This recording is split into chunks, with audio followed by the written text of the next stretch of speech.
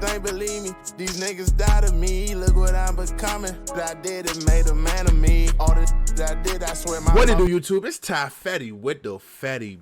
Back at y'all with another video, man. Y'all know why we here. To handle business. But before we handle that business, make sure you like, comment, and subscribe, bruh. I'm gonna say it again. Make sure you like, comment, and subscribe. I'm gonna say it one more. Matter of fact, like, comment, subscribe. Before I gotta beat you up, y'all know what's going on, man. Look, winner of the giveaway has been announced on my other channel. Link in the description. It will also be at the end of this video in the card, bro. If you watch the whole video, bro, at the end of the video, you're gonna see the video where I announced the winner, bro. Congratulations. You gonna see who it is once you go tap into the video, man. We got the story of BMF. You know how this go. We all done heard about Lil Meech, Big Meech, Larry Hoover, etc. About to tap into Detroit, see how they, establish their little enterprise. The downfall of it, I guess.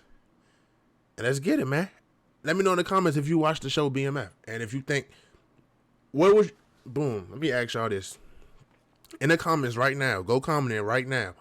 If you watch BMF, Power, and Snowfall, which one is the best and why? Why you think BMF is better than Power, or BMF is better than Snowfall, or BMF and Snowfall better than Power, etc. Feel me? Comment it down below, man. Let's get it, man. A lot of rappers spit bars about being drug lords and running the streets. Most of the time, it's all cap. That's what makes the story of the Black Mafia family so wild. Most people thought they were just flashy promoters who party with rappers and flex a lot of cash. But behind the crazy whips and mansions, BMF was actually running one of the biggest drug rings in US history. And today, we're breaking down how they reached the top and came crashing down. Demetrius and Terry Flannery, aka Big Meech and Southwest T, came up in Detroit. While they were growing up, they saw their parents constantly struggle with poverty. They would get their power shut off and relied on food stamps to feed the family. And eventually, money issues caused Meech and Terry's parents to divorce. At the time, Meech and Terry were still in high school. They knew that their mom needed help with the bills. They started selling a little weed to help get by. But then, everything changed after they linked up with a dude named E.D. Boyd, who ran a crew called the 50 Boys. Boyd was one of the biggest dealers in Detroit back then, and the crack epidemic that was tearing the city apart made him rich. See, that's the whole thing that, feel me, like, that's why I say, if it's poverty, bro, it's gonna be violence, bro, because, like, as a kid, bro, say, like, feel me, them lights go off, bro, you know it's nothing you can do. You can't go get a job, bro. There's child laws and, feel me, child labor laws for that, bro. You can't go get a job at 13. It's illegal, bro. What you supposed to do? Sit there and watch your mother cry every day, every time she open the bill and say and know she can't pay it? What you supposed to? You feel me? Like, come on, bro. You gotta heat the house up with the oven, bro. Nobody wanna live like that. And I don't care how young you are, from 9, 10, 11, 12 years old, bro. You know that ain't how it's supposed to be. So with that being said, people get out there early and try to indulge in things that'll help they people really pay bills, bro. Like, a lot of people do it for self-satisfaction. Self-satisfaction. Hey, Ty, I'm about to beat you up. Tighten up. Self-satisfaction, but it's like, a lot of people really do that to support their people, bro. Like me personally, I got a little sister, bro. If, like, I ain't gonna lie, I ain't struggled growing up. My folks did what they had to do. That's why when people try to say, you spoiled this, that, and the other, don't be mad at me, because my parents did their job, bro. They got out them trenches and made a living for themselves and made sure that me and my siblings grew up comfortable, bro. That's your job as a parent, bro. You're supposed to have your kids. You're not supposed to have your kids go through what you went through, bro. You're supposed to learn from them experiences and change your way of life so that your kids don't gotta experience that. So me, if my sister wanted something and my folks couldn't get it for her, I know for a fact I would go get it for her, bro. That's how much I care about my sister, bro. So if it's a field trip she wanted to go on and my folks didn't have the money to feel me, and I'm a kid, I'm 13, 12, I'm gonna go do something to help her go on that field trip, bro. That's just how I grew up. That's how me and my family, how close me and my family is. So I understand that people really do be out here trying to be support systems for their folks, bro. Especially single mothers, single fathers, whatever, grandmothers. Like, bro, as long as there's poverty, bro, there will be crime, bro, because people got to do things that they shouldn't have to do because the government is giving $33 billion to Ukraine when you got families in need of all states, all colors, all races struggling, bro, in the most wealthy country in the world. One of the most wealthiest countries in the world, bro. That's goofy to me, bro. But it's the system, bro. Meech and Terry started moving coke for Boyd and saw how much money there really was in the drug game. They were able to pay all their bills by selling some weed, but getting into coke was a totally different level. But when you really grinding in the streets, there's always gonna be issues with other hustlers. Of course. Meech and Terry started beefing with another dealer named LaDon Simon, and the situation got so heated that LaDon allegedly tried to take Meech out in a drive-by. Even though he was almost killed, Meech wasn't backing down. Terry and him ended up finding their own plug to bring coke into the city, and that's when their empire really started to take off. Most big dealers either end up dead or in prison, but E.D. Boyd actually retired from the game and didn't have any issues with Meech and Terry taking over. He told DJ Vlad that they're all still friends to this day, and that he just got out of the hustle when the time was right. Terry and Meech were supplying weight to almost every dealer in the city, and all the success just made their issues with LaDon even worse. One night at a party, their crews got into a fight, and someone started letting off shots. LaDon says he grabbed Meech to use him as a shield, and that's when LaDon's brother Elvis was shot and killed. LaDon let go of Meech and ran over to his brother, and the shooter caught him 5 times in the back. His brother was killed, but LaDon survived the shooting, and a few months later, he took another shot at Meech. Meech was partying with a bunch of people in LaDon's area at a diner. LaDon's 10-year-old nephew had just been beaten to death around the same time, and he had just lost his brother, so he was already on edge. It's not clear exactly what went down that night, but LaDon allegedly pulled his gun and shot Meech several times. Getting shot makes a lot of people switch up how they move or leave the streets behind completely, but Meech was back on his feet just a few days later and went even harder into the drug game. But just taking over Detroit wasn't enough for him, and in 1990, he moved to Atlanta to expand the empire. While Terry stayed back in Detroit, Meech went to the East Coast and started taking over.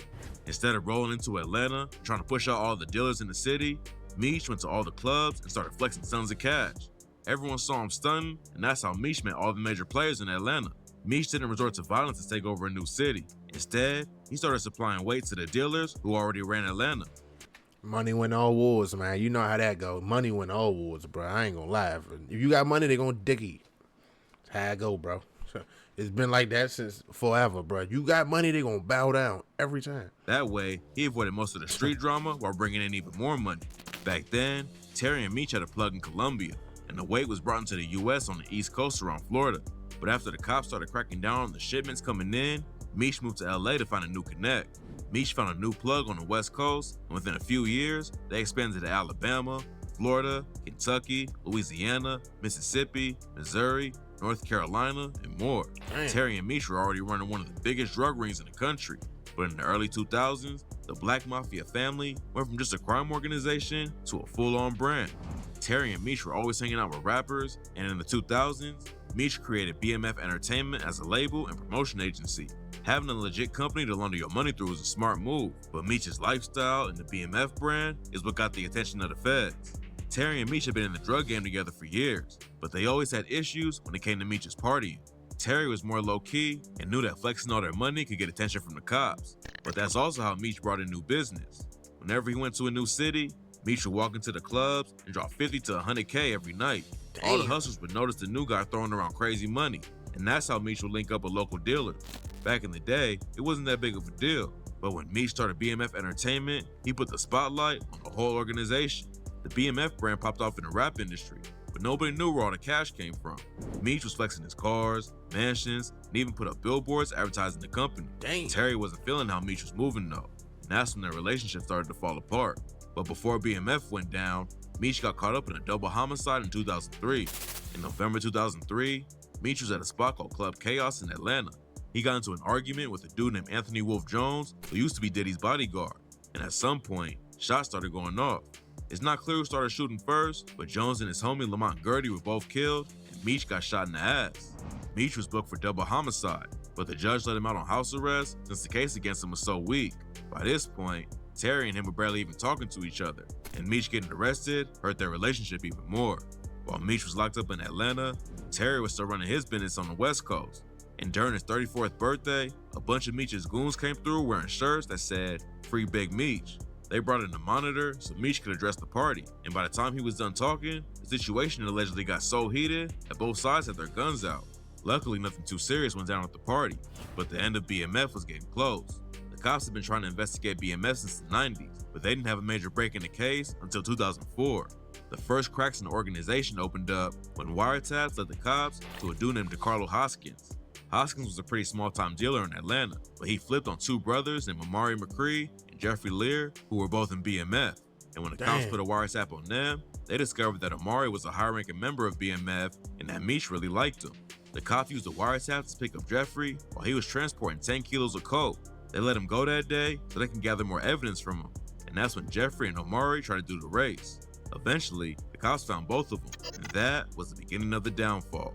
People all up and down the organization started to flip, and then the cops got their biggest piece of evidence yet, a wiretap on Terry's phone. Terry and Meech were always fighting about Meech drawing attention to BMF, but there's a chance they'd still be free today if Terry didn't do business over the phone. The cops had him bugged for 5 months, and by the end of the investigation, they had 900 pages of evidence just from his phone conversations. The DEA spent 2 years gathering evidence on it. By October 2005, they had already arrested 17 members of BMF and seized millions in cash, drugs, and other assets. Then they booked 30 more members of the crew, including Meech and Terry. All right, so look, y'all, look, boom. Like, y'all, say y'all Big Meech, right? And you know your people getting knocked off by the feds, right? You losing product, you losing money. Not necessarily losing money in terms of like you going broke or your bank account getting lower, but like your money getting seized. Feel me? Like it's not, you're not making as much as you was because cops keep hitting your spots or whatever the case may be. Y'all slowing down or y'all gonna round up some more soldiers and keep it going? Like, I don't know, bro. Somebody like me, bro, like, I ain't superstitious or nothing, but I just feel like everything happened for a reason, bro. And certain stuff be signs, bro. If you feel me, like, if something happen and I feel as though, oh, I need to slow down, I'm gonna slow down. I ain't about to go against that gut feeling, bro. That gut feeling, more times out of 10, 9 times out of 10, the gut feeling ain't gonna steer you in the wrong direction, bro. Now, granted, it can steer you in the wrong direction, but I always live my life like, I'd rather do something and it don't work than me not to do something and be mad that I didn't do it. You feel me? I don't know if that makes sense to y'all, but that's just how I live. Like, if I'm gonna make a decision, bro, I'm gonna just stand on it, bro. I'm gonna go with my gut, bro. If it don't work out, it don't work out. But instead of me not doing it and it's eating me alive that I didn't do it and I would never know that it wasn't gonna work out, like, I can't live with that, bro. So therefore, I think I just would have fell back, bro. I ain't gonna lie, like, especially at that point, bro. We didn't got legitimate, bro. We got, feel me? We got business for real business. I might try it. I don't know. I think I would have switched up the script. That ain't saying that they still wouldn't have got caught. They still wouldn't have got booked for this, that, and the third. But I would have tried to at least make it a little harder. You feel me? But like I said, I'm not Big Meech, bro. So therefore, I know it's a lot harder than what I'm just trying to make it seem like. So I can't blame him. But I'm just saying, like, I don't know, bro. I think I would have fell back a little bit, bro. No funny. According to the cops, BMF was moving an insane 2,500 kilos of coke every month. That's crazy. It was one of the biggest drug rings in the world. And it was alleged that Meech and Terry had over 500 people working for them at the height of BMF. Around 150 people were arrested during the investigation. Meech and Terry both pleaded guilty and were sentenced to 30 years each. And with all the high-ranking members behind bars, BMF was dead and gone. Terry and Meech started out selling baggies of weed on the streets of Detroit and worked up to running a criminal empire that brought in hundreds of millions of dollars.